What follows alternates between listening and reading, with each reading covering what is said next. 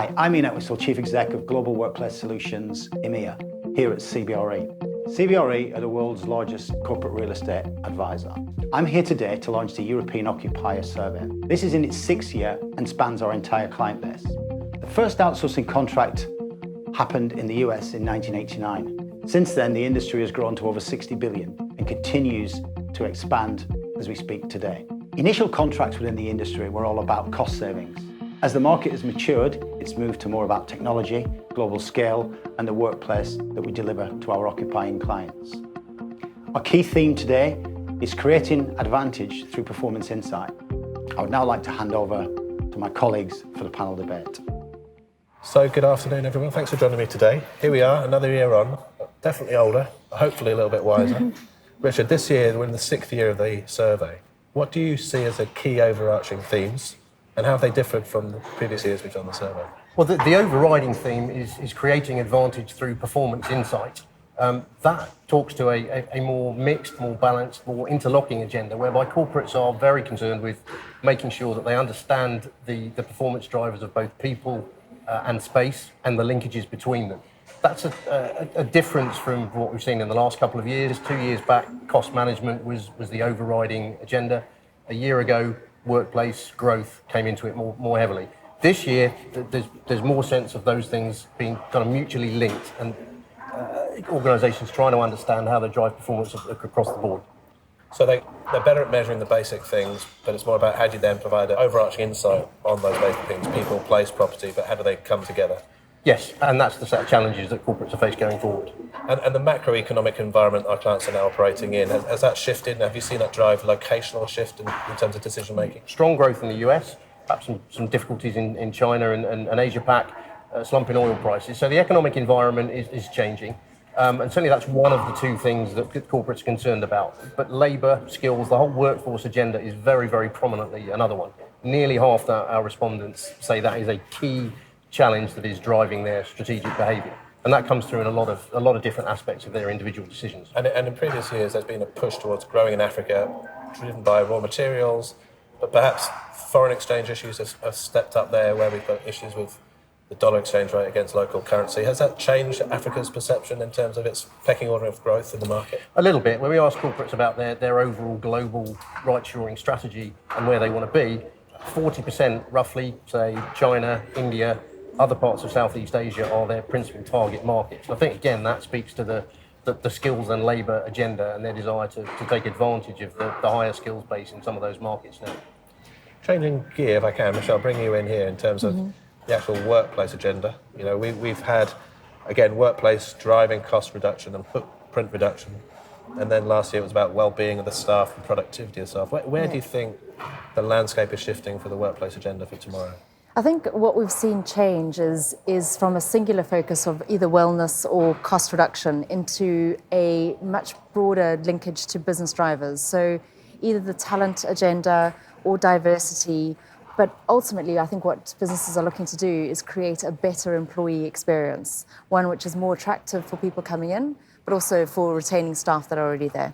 And do you think they're getting better at measuring that experience and measuring the sort of business cases to drive the change? I think employees are being more vocal. So I think there's a better drive from employees in telling the business what they want and what they don't want. And I think we are getting better at measuring overall and looking at the link between that and overall performance. And what do you think are going to change the way people work? What are the key drivers for changing people's perception of what they want from the workplace?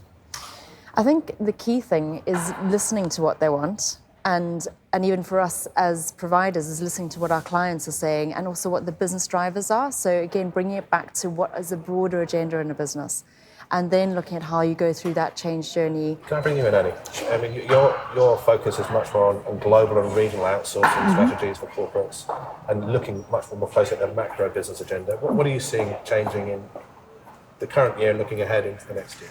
Well, it's interesting because whilst the elements of cost control and understanding how portfolios are performing are still important, they're seen as table stakes now, and corporate real estate functions are just expected to be able to deliver those services in an effective way.